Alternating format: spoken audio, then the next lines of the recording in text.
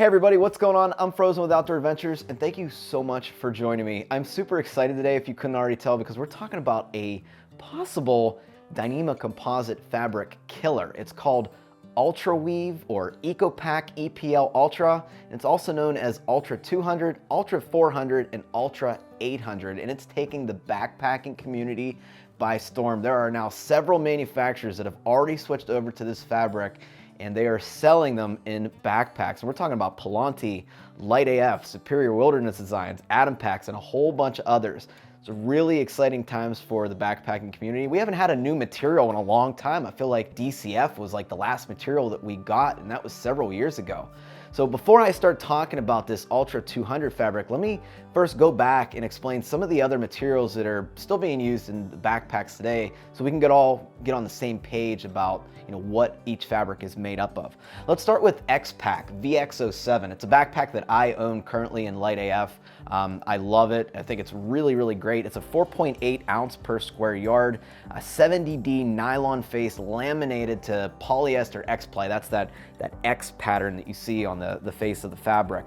It then has a waterproof film in the middle, followed by a 50 denier taffeta backing, which is great. It's white. You can see down in your pack, and you can see what you're doing. I'm a guy that really likes dark packs, but having a white interior is just a game changer. Let's move up to DCF, 2.92 ounce per square yard. That's what most manufacturers make their backpacks out of.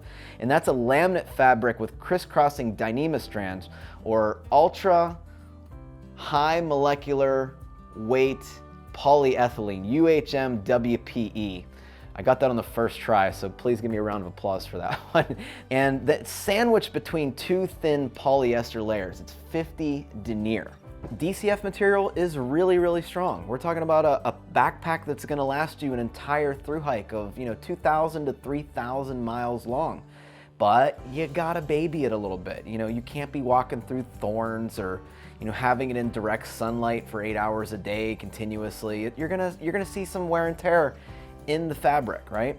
So now comes the Ultraweave or Ultra 200 fabric. Now this fabric is, keep in mind, available in 3 different types of deniers. We're talking about 200, 400, and 800 denier. The face fabric is woven in UHMWPE, so it's even stronger than comparable weight Dyneema composite fabric. It's laminated with a 0.5 mil polyester film for waterproofness. So you still have the waterproofness that Dyneema has, right? And Dyneema is pretty darn waterproof. One of the greatest things about this fabric is that it's made of 100% recycled materials. I read an article about this materials, and it is made of plastic water bottles, something that we really do need to work on getting rid of. And I'm glad that there are manufacturers out there going green to make this type of material. I think that's something that we can all appreciate. On to the stats of this fabric. This fabric has 3 times the tear strength of comparable weight Dyneema composite fabric. It also has 7 times the abrasion resistance. That is huge. And it has supposedly a little bit better UV resistance than Dyneema as well, from what I'm reading. And a little bit of icing on the cake, it's cheaper than DCF, formerly known as Cuban fiber. That's right, everybody. It is cheaper than DCF. Now, a lot of testing still needs to be done on this fabric. I will tell you that the Ultra 400, which is kind of equivalent to the 5 ounce per square yard Dyneema, was put through several tests by Challenger Sailcloth. One test they did, they scrunched it up in a ball, they unrolled it, didn't delaminate. Whatever. They also put it in a washing machine for 40 minutes on a full spin cycle. Starting to get more impressive, but what I'm fully impressed about is they put it in a dryer, this Ultra 400 fabric, put it in a dryer on high heat for an hour, took it out, didn't delaminate. That is huge. I am 100% sure that X-Pack would not survive that test.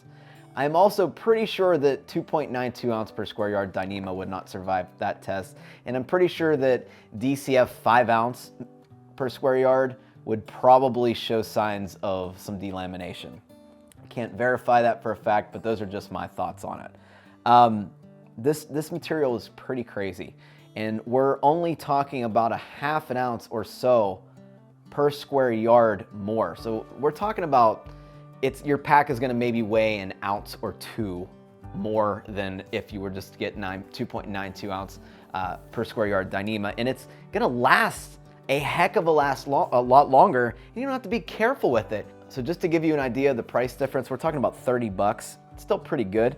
Talking about $290 will get you a light AF Curve 35 base model. In the same base model configuration with this Ultra 200 material, you're looking at $260. And actually, let me check something real quick here.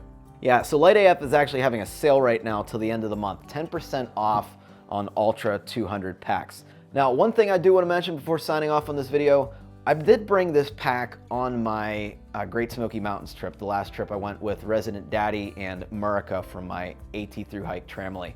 And what I think happened was on the second day, right before camp, it started raining really hard. I was scrambling to put my non-waterproof camera away. And I think what happened is I had my pack opened, draped over a puddle. So the kind of the water came rushing in, because when I got to camp, I did have a decent bit of water at the bottom of my pack. Now, I brought my pack home after drying it out the following day, and I soaked it in the bathtub for 5 minutes underwater. I did not experience that same issue, but I want to get it out in some heavy rain over the course of several hours just to make sure that it is in fact waterproof. Line your pack just in case I'm wrong about the waterproofness. I don't want to give you guys bad information. I have not fully tested this material. I am just offering you my experience. Again, I do believe that it dropped into a puddle during my Smokies hike, but that is to be determined on the next time it rains. So everybody, like I said, I am super excited about this material. It could perhaps overtake Dyneema composite fabric. You know, we might see tarps, tents, dry bags. We might see all this stuff coming down the line. Maybe an Ultra 100 fabric. I don't know where this is gonna go. This is super exciting times for backpacking. Like I said, we haven't got a new material in years, but this Ultra 200 fabric and 400 fabric looks very, very promising for the future. Anyway, I'm Frozen with Outdoor Adventures. If you found any use in this video, please consider commenting, give it a thumbs up, and also consider subscribing. It doesn't cost you a darn thing. You can always change your mind in the future. Thanks everybody. I'll see you on the trail.